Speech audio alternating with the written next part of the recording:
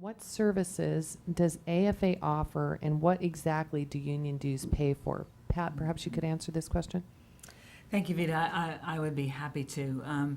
Let me just start by taking a moment to talk about the way AFA is structured. AFA is structured around each individual airline. So each airline forms their own leadership group, if you will, and then, of course, within that airline, there's leadership at each of the locations where flight attendants are based.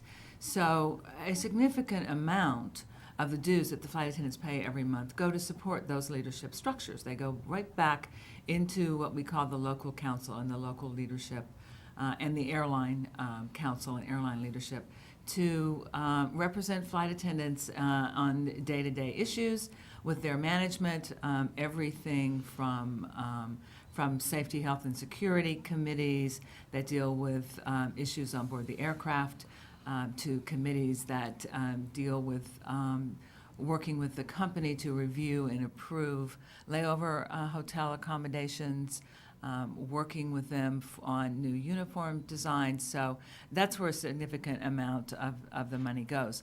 Also, of course, a significant amount of the dues goes to support the negotiating committee and to pay for the professional negotiator that supports the flight attendant negotiators.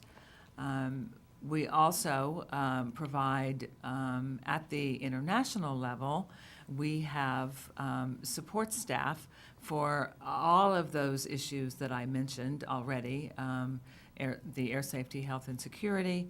In addition, we have an award-winning employee assistance program, which is a peer referral program that reaches out and offers assistance to flight attendants from everything from domestic abuse issues to substance abuse to, quite frankly, simply helping our flight attendants, for example, deal with the aftermath of September 11th. We have a government affairs department that helps us pursue legislation that's specific to our flight attendant issues. We have a philosophy that if we can get legislation to cover an issue that affects all flight attendants, and that's something we can take off from the bargaining table so that in negotiations we can focus on wages and working conditions. We should not have to negotiate for a safe workplace. So we work for legislation that will ensure we have a safe workplace. I'm certain I've left something out, but that's just sort of a quick overview of what we spend our dues money. Every cent that we take in goes back to assist and provide representation for the flight attendants. We are a nonprofit organization.